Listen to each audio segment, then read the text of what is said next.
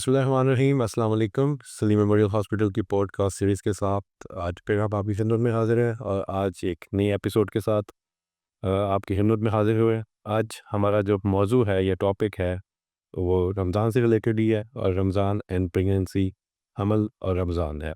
आज जिस शख्सियत को हमने दावत दी है अपने पॉडकास्ट में वो किसी तारीफ़ के मोहताज नहीं है।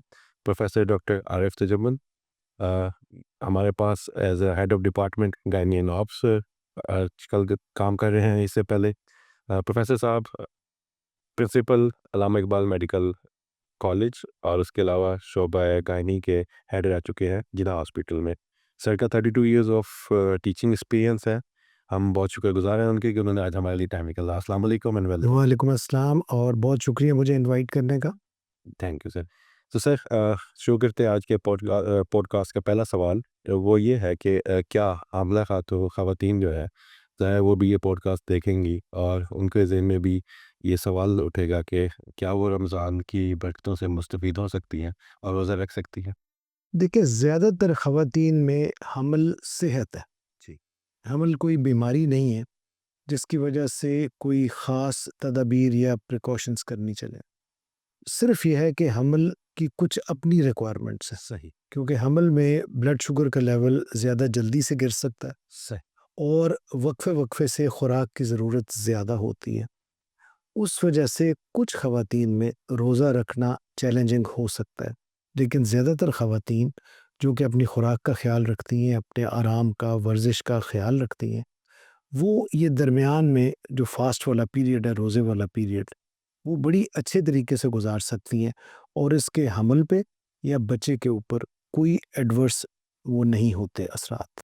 सही। सर अच्छा ये बताइए कि न ज़ाहिर है कि फ़ास्टिंग के दौरान तो कुछ खाया पिया नहीं जा सकता, तो सहरी और अफ़्तारी में कुछ एडिशनल लेने की ज़रूरत होती है हामला ख़वातीन को? देखिए, हमल में जो मैदा है जी। उसकी एम्प्टिंग टाइम लंबा हो जाता है। सही। दूसरा, जो हमल आगे बढ़ता जाता है तो मैदा थोड़ा कंप्रेस भी होता जाता है, सही। जिसकी वजह से खुराक का मैदे में रहना जी। और मैदे से आगे जाना मुश्किल हो जाता है।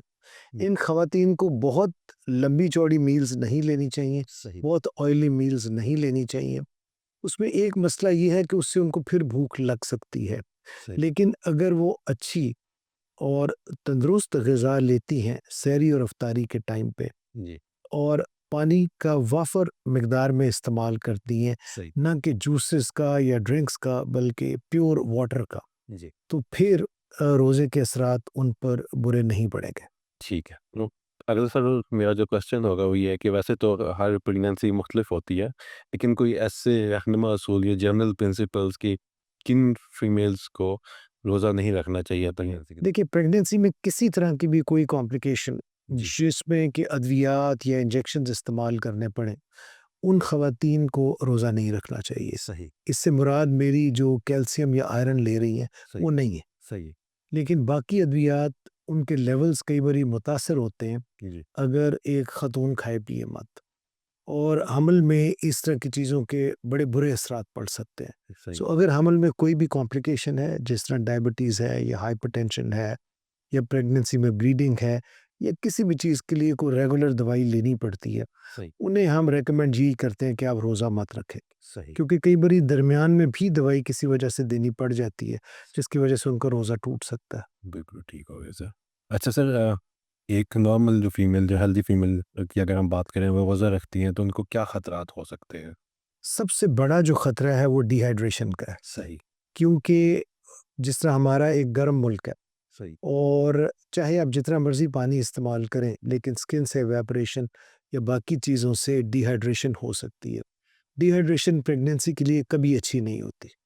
बिल सो अगर एक खातून रोज़ा रखती है, तो फिर उसको चाहिए गर्मी से दूर रहे, फिज़िकल एक्सर्शन से बचे, कोई ऐसा काम ना करे कि जिसमें जिस्म से पानी का अखराज हो, और थोड़ा इन चीज़ों का ख़्याल रखे कि ठंडे कमरों में रहे, ऐसी जगह पर काम करे जिस जगह पर कि उसकी स्किन से इवेपोरेशन थोड़ी हो और डिहाइड्रेशन ना हो। बिल्कुल ठीक हो गया सर। बहुत शुक्रिया सर हमारे आज के इन सवालात के जवाब देने के लिए। ये एक मुख्तसर सीरीज़ थी लेकिन एक जामे अंदाज़ में सर ने बहुत अच्छे हमारे सवालों के जवाब दिए। आई होप कि आप लोगों की काफ़ी सारे क्वेरीज़ जो है वो इस पॉडकास्ट के ज़रिए एड्रेस हुई होंगी। इसके अलावा आप लोगों के कोई सवालात हों तो आप हमारे कमेंट सेक्शन में ज़रूर कमेंट्स कर सकते हो। इस पॉडकास्ट पे फीडबैक भी ज़रूर दीजिएगा। बहुत शुक्रिया। बहुत शुक्रिया।